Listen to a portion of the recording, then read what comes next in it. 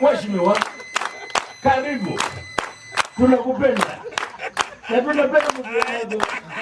Ami ni member wa MCSK na tunaheshimu wewe. Thank you for coming. Mungu akubariki. Fungua na mketi. Karibu sana Mheshimiwa Bishop Kosgei. Asante sana. You say you are not a politician. And you are one, isn't it? He has qualified, right? Is it Solomon? Yes, Oboto. Oboto. Great pleasure. You are the founder and the leader of, you call it Myogenic? Myogenic. Africa? Talent Academy. Talent Academy. All distinguished guests around here tonight, led of course by Solomon and Dr. Mutua, our friend, the legend, Mamakayai, and then the great singer who sang us all the way to victory twice as politicians in this country. Yes, and he gave us good bits that we could not forget to date. Our young people, ladies and gentlemen, good evening. Good evening. Man of God, thank you for the word. You spoke from the heart of a pastor. I was actually ambushed by Ezekiel, and he knows that I really am a believer in the mentorship of younger people, because I believe that any generation worth consideration in the history of humanity is the one that speaks to the future of its people. The Jewish culture is a very interesting culture. They are celebrating 3,600 years after moving out of Egypt. And they were in diaspora, lost in nations for 2,000 years. In 1948, they came back home and started their nation afresh. In the process of all that time, something surprised historians and politicians. These people, for 3,600 years, never lost their identity, never lost their culture, never lost their values, and they remain a strong nation in the Middle East, surrounded by people, I don't want to use them as enemies, but protagonists in their lives, threatening their survival. For every one Jew, there are 5 people who are against. And yet, for 3,000 years, they have not disappeared from the face of the earth. Many nations that were of the same age, lived in the same centuries, have disappeared into the rubbish pit of history. Amongst them are the Philistines. You know, there is a difference between Palestines and the Philistines. Philistines are the true natives of the Middle East. Palestines are Arabs from Saudi Arabia, and they are 50% from Saudi Arabia and 50% from Egypt. So they are 50% Egyptian and 50% from Arabian Peninsula. And therefore, those who lived there, they call them the Hittites, the Edomites, you talk of several other names. They've disappeared, but Israel has remained. Why? Why? Today, we watch the global north with a population of about 1.2 billion people on Earth.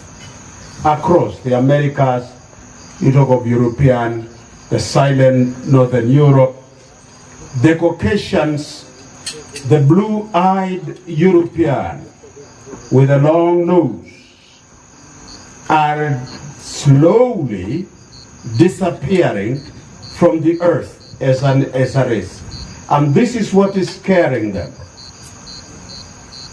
Today, they are below the 3-digit in terms of demographic growth in the world.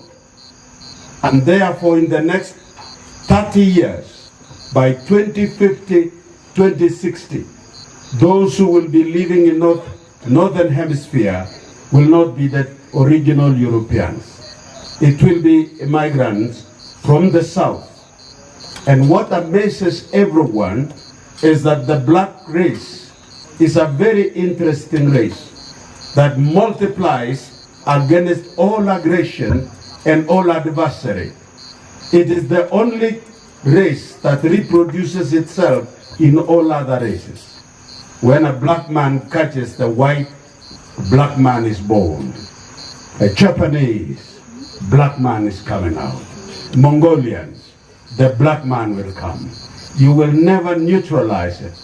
In fact, a joke was given the other time that when Jimmy Carter gave what we call a commission to Henry Kissinger, he led a team in 1976 to do a research that by 2060, how will the America be and European be as a race?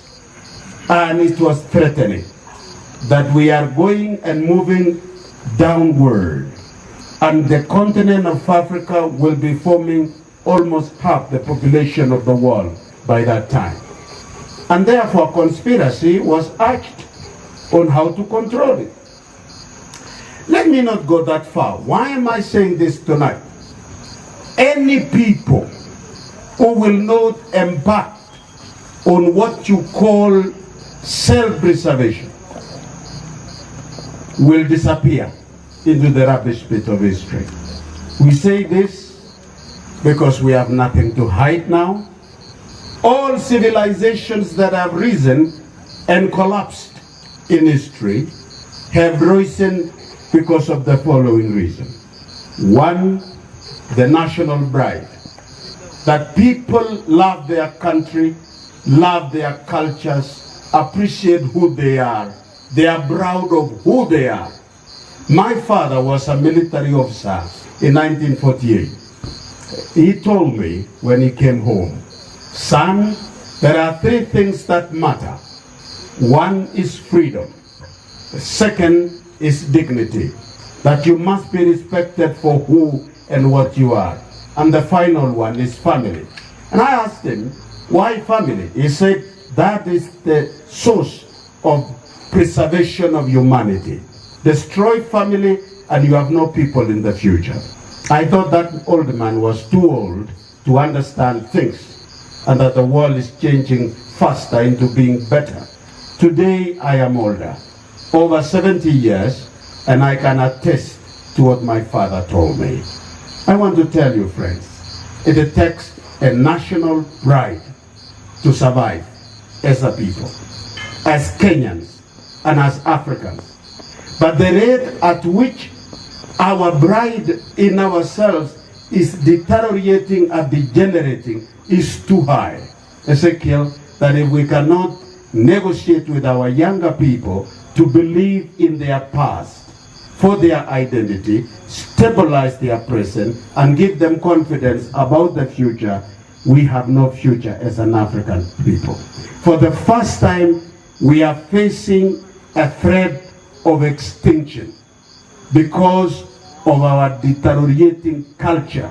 We no longer have the foundations our fathers had. Yes, slavery came, took over our best, more than 12 and a half men and women from Africa, but we survived.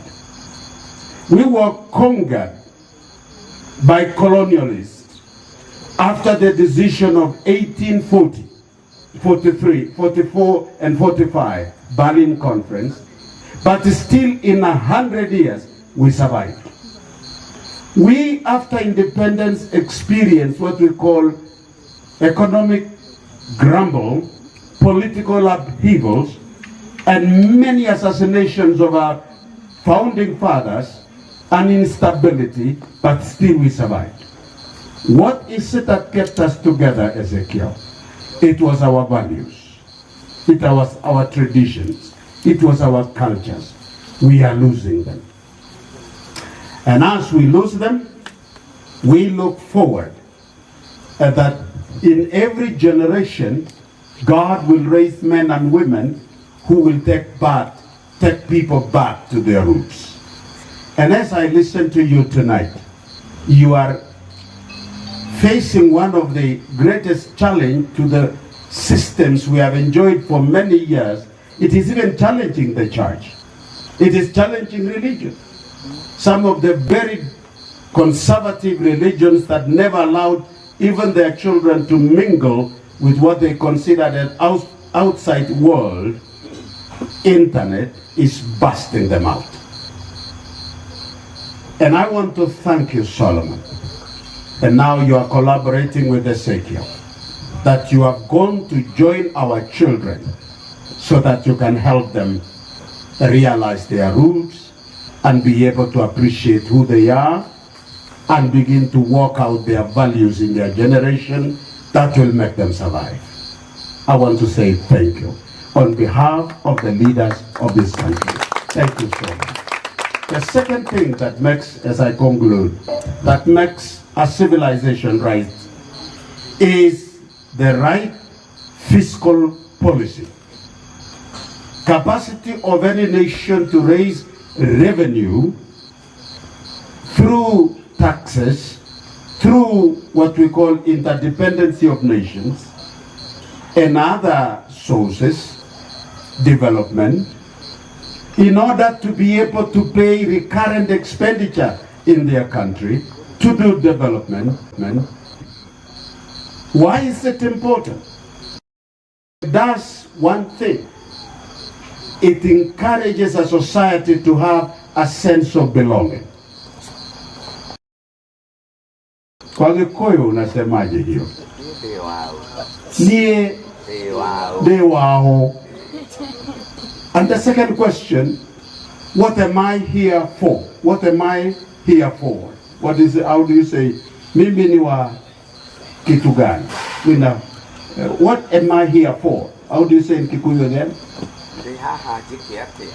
If you cannot have an answer to those things, you'll become a victim and a patient of mental health. You will sink into depression. You can be isolated in the midst of so many people. Culture plays a very important role in enhancing a sense of belonging. So by entering into that field, Ezekiel, and help our children embrace their identity so that they can confront what you call identity crisis. May I conclude? The others you can read for yourself. Many scholars have written, others have got 12, others got 6, others got 7, and I've liked one that summarizes into 2 as a social scientist. I want to conclude by saying this.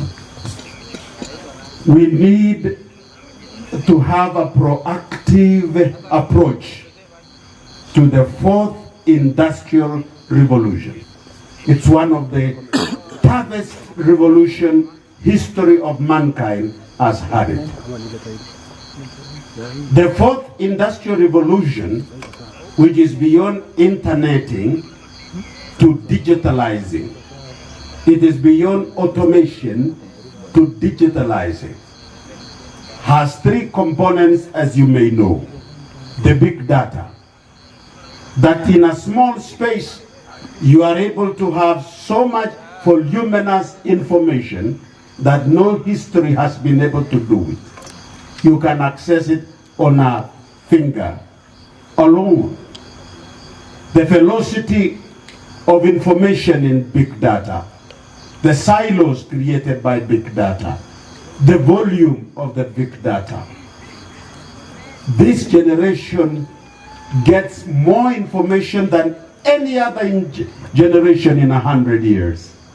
Than any other. It is the most informed, yet it is the most unprepared generation. Too much information, but no capacity to interpret it. Too much information, but no capacity to make it use to them. The second thing about the fourth industrial revolution is what we call the virtual reality. Bringing reality into camera.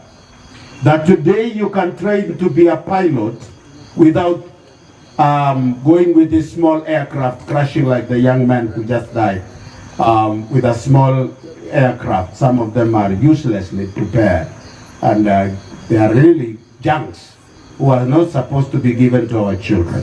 I think the government must do an audit on the kind of planes, the small aircrafts training of young pilots end up killing them. Today, in virtual reality, you can be put into a cubicle, and through simulator, you have the experience like you are in the sky.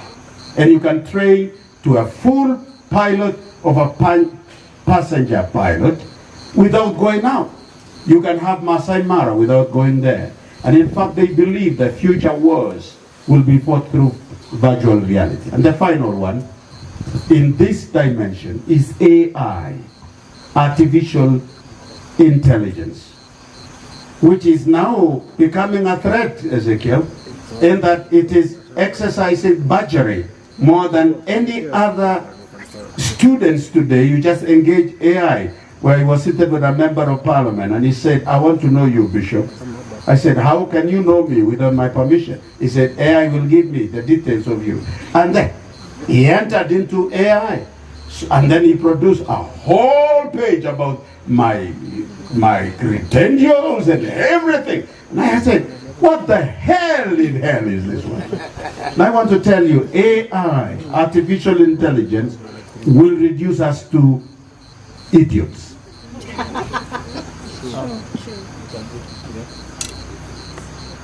So you cannot say which generation is better. There is no generation that is safer and better. It is not our children, it's not us. I am a grandfather. My grandchildren are in university. I am not saved either. And they are not saved either. Because artificial intelligence is a reality. You know, you can walk with a robot from Japan and travel in a flight to New York without an assistant. They fill the form alone. Have you seen the forms we fill for passports? There is an indication. Are you human or you are a robot? That is not there as an idol. It's true. It's true. Solomon, you don't know what you are doing.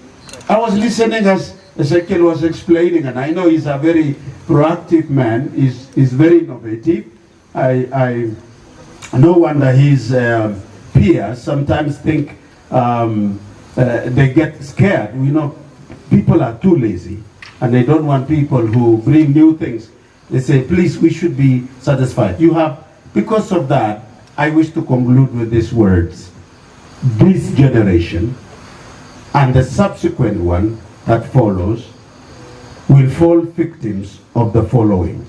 And that is why you need to save them. Number one, because of this too much information, this generation becomes the most impatient generation in history. They cannot sustain a job more than 3 years. This word of permanent and pensionable is not their word. The best thing for them is contract, so that they can quit anytime. You give a job to your son and he'll come back to you the following morning. Daddy, I'm not. He's not alone. It is a generation without patience. Can you imagine that? Unless something happens, we are losing a generation that will not sustain itself in terms of wealth creation. If you cannot be patient, then your investment cannot mature. So you need time to mature your investment. Yet our children will be the most impatient generation. They will be in a rush. And I also fear that they will be impatient with institutions that can survive them. One, they cannot even be patient with themselves. You are not even patient with yourself. As a person, you will not give yourself time. You think you didn't do it, you are a failure. Quickly, you want to commit suicide. You want to take drugs. You want to intoxicate yourself. It's not that you are stupid, but it is only that you are in a hurry. If you can wait a little bit, things would change. But you need someone to encourage you to do that. That impatience can affect your family. You cannot keep a wife for long. You become bored immediately as you get married. After, you say, you know, our friends in the West, they can go to the supermarket, disagree over an hamburger, and that's the end of the wedding. The following day is divorce. Just an hamburger. In an African setup, marriage is permanent. It is permanent. Because if you don't make it permanent, you will not have a future generation. We've got to be patient with one another.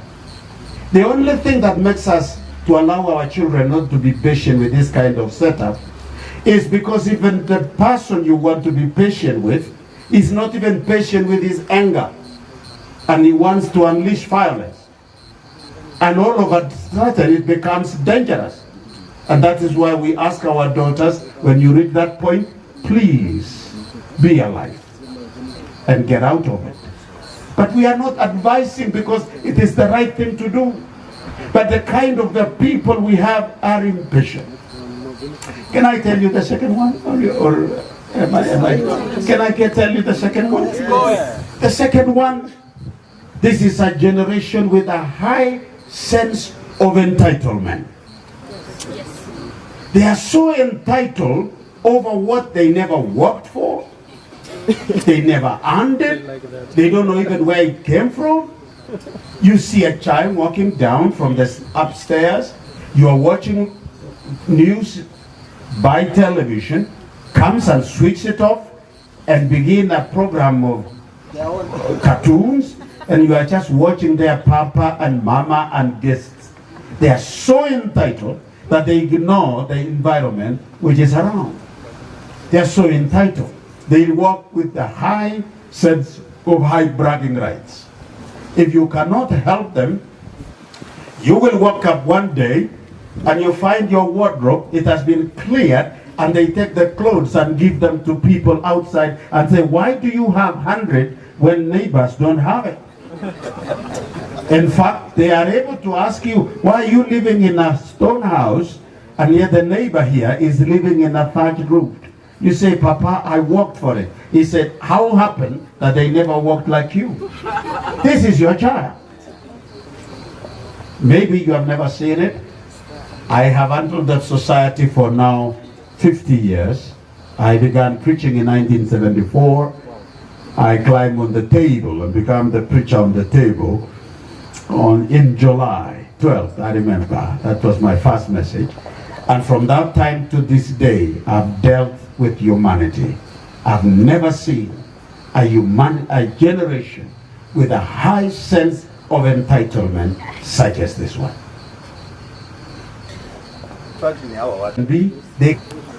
It's not them alone. It is two generations coming. We have the first, this is a foundation, Mutua. This is the first one. You are just having a generation following this, and the third one will lead into two possibilities called into a world economic and administrative. Are headed for a demand after that of an international autocratic power that will put mankind to order. We are headed for a social collapse. I don't want to use the words of eschatology, but I want to speak like a social scientist. Do you hear me, that Bishop? So this is a generation with a philanthropic attitude. They want to help, but they don't know how. They want to do a difference in society, but they don't know how.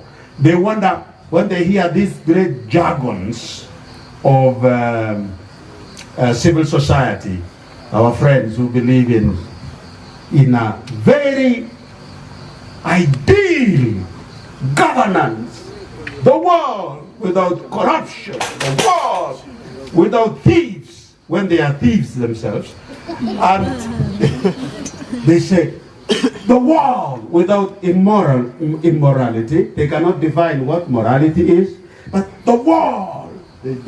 But they say, we hate patriarchy, we hate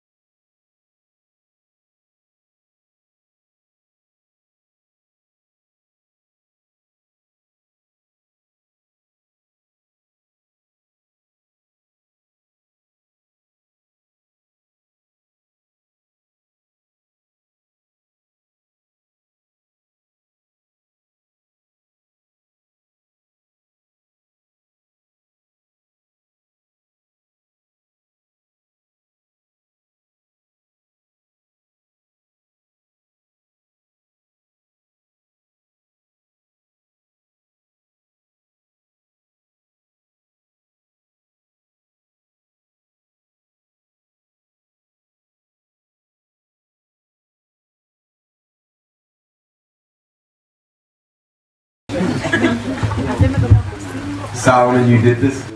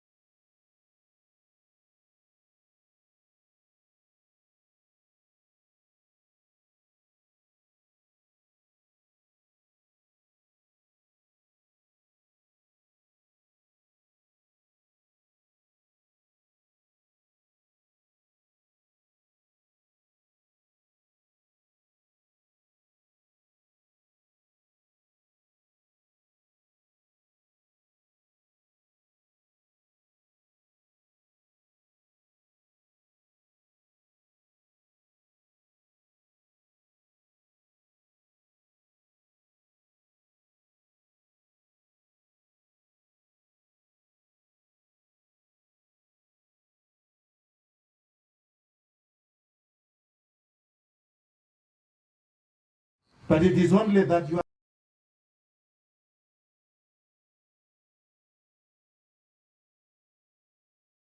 are in a hurry. If you can wait a little bit, things would change.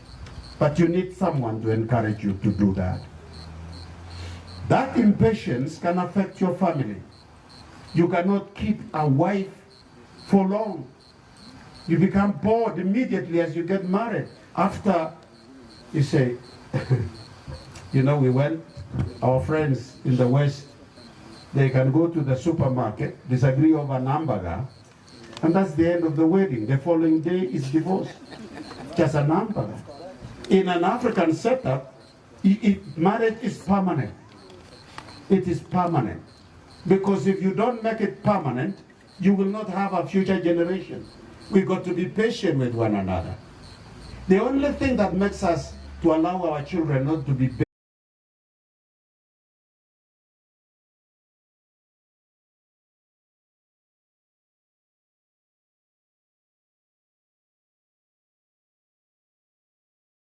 down from the upstairs, you are watching news by television, comes and switch it off and begin a program of cartoons, and you are just watching their papa and mama and guests. They are so entitled that they ignore the environment which is around. They are so entitled. They walk with a high sense of high bragging rights. If you cannot help them, you will wake up one day and you find your wardrobe, it has been cleared, and they take the clothes and give them to people outside and say, why do you have 100 when neighbors don't have it?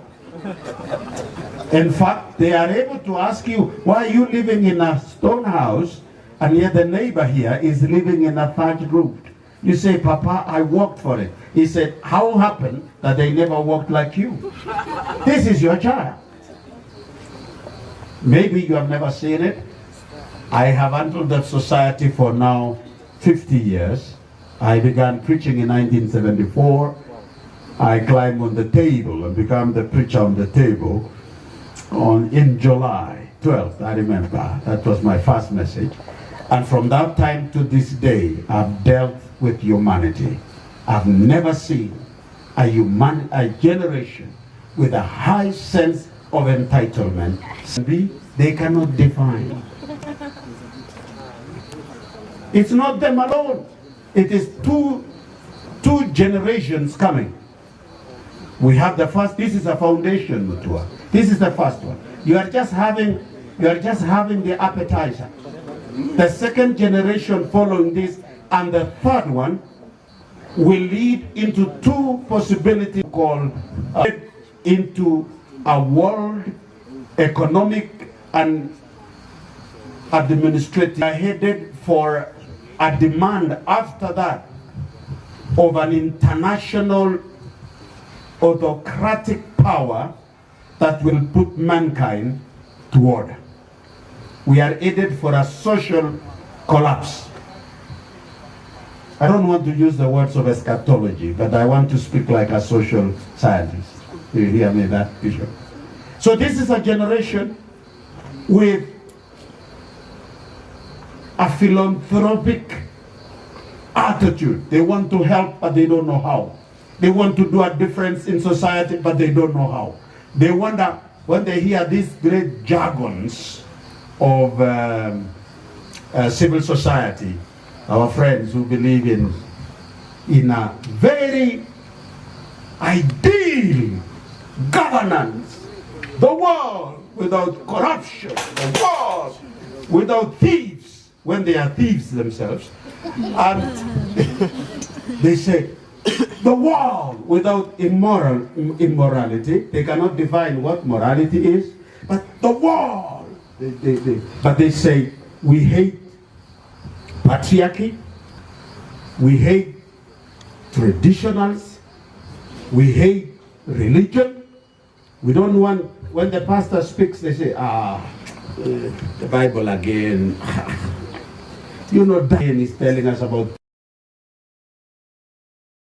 you know, they want to be free, but they don't want to be thief to technology, over-reliance to technology.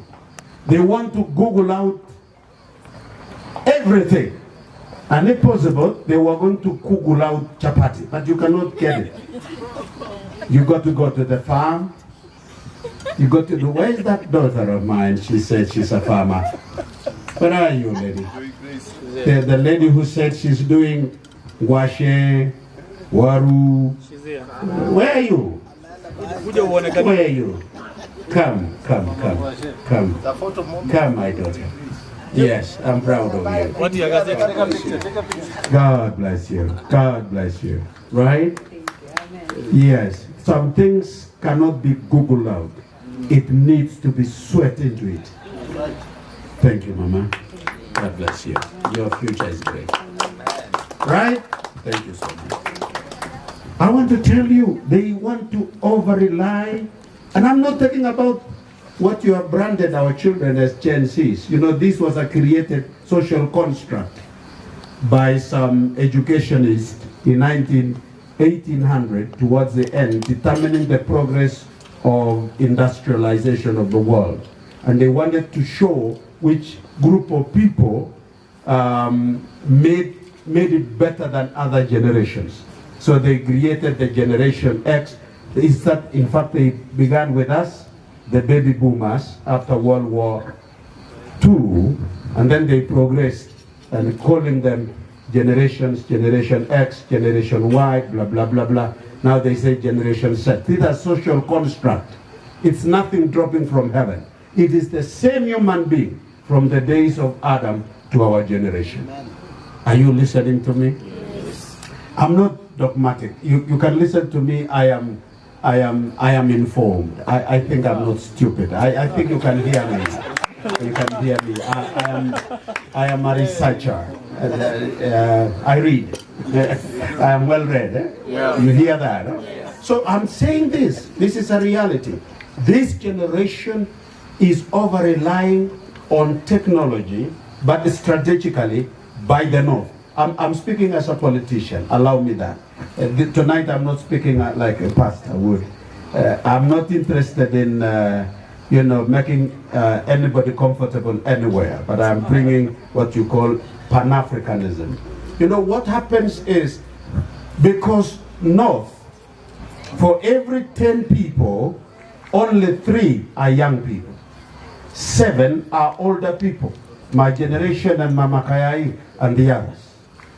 Can you imagine if we are the 70% and the others? Who will help us? So scientists have developed robots to serve in hotels because nobody's there.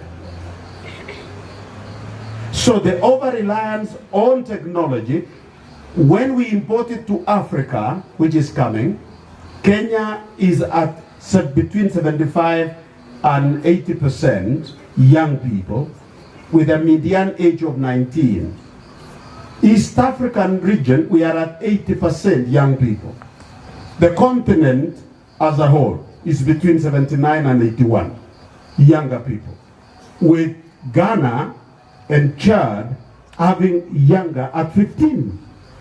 Now, if you bring technology to take over what should have been done through a psychomotor practice, touching by the hand, and the machines come, technology does what in 100 people, that was done by 100 people, the machine, Ezekiel, technology does 98%.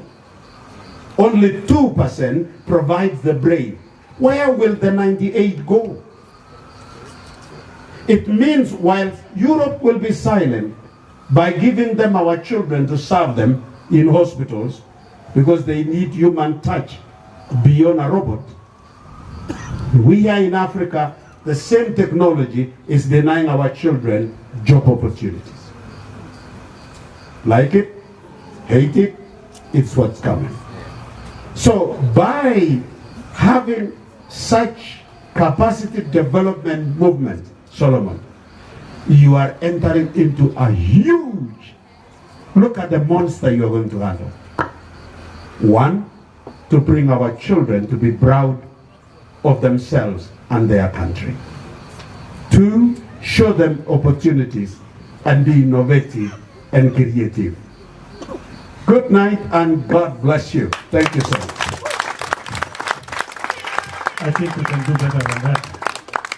Bishop apewe makofi mnastahili. Asante cameraman.